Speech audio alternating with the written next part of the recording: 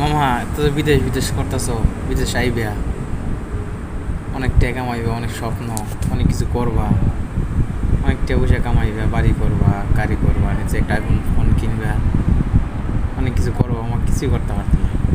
যদি আল্লাহ সহায় হয় তাহলে অনেক কিছু করতে পারবো। আর যদি মনে করো যে আমি নতুন ফেসো পড়ো, তো আমার জীবন শেষ। 2 বছর হয়ে যাবে, এখনো ঋণই ভাঙতে রেখে বুঝছো। আইফোন কিনবো কি, গাড়ি কিনবো কি, বাড়ি কিনবো কি, এখন তো একটা মানে কিচ্ছুই করতে নেই, ঋণই ভাঙতে নেই 2 বছরে। আর মোবাইল আইফোন, বাইক থেকে একটা অ্যান্ড্রয়েড ফোন আনছি, পর্যন্ত 3 বার না 4বার ডিসপ্লে বদলাইছি।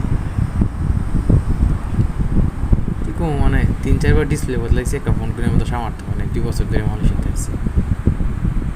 আর আমরা বাংলাদেশ চাইরা ভাবি যে বিদেশ কত সুন্দর লাইফ লিড হইতেছে, সবাই একসাথে থাকতেছে, খাইতেছে, ঘুরতেছে, অনেক কিছু করতেছে, আইফোন কিনতেছে। আসলে বিদেশটা এরকম না।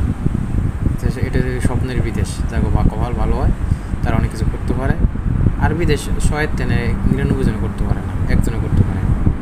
বাকি 99 জনই ব্যর্থ হয়ে ফিরে যায়, কেউ লাজ যায়, কেউ অর্ধেক পাগল হয়ে যায়, কেউ আধা ভরা হয়ে যায়। মানে বিদেশ মামা, হ্যাঁ, আমার মধ্যবিত্তর লাগে বিদেশ না, দেশ না, আমি মধ্যবিত্তর লাগিয়েছি আল্লাহ, আর কিছুই না। ভাই থাকতে ভাবতাম যে আমরা বিদেশ আইলে হয়তো অনেক সুন্দর করে চলবো, অনেক কিছু কিনবো, অনেকটা পয়সা কামো, বাই যে বাড়ি করে করবো। বিদেশ আবার এখন মোবাইল, একটা মোবাইল 3বার ডিসপ্লে বদলাইছি মামা। অ্যান্ড্রয়েড মোবাইল বাইর থেকে আনছি, 3বার ডিসপ্লে বদলাতে সামর্থ্য নেই, একটা মোবাইল কেনার মতো সাহস হয় নাই। আর খাওয়া কাপড় এগুলো মানে কোনো কথাই নেই।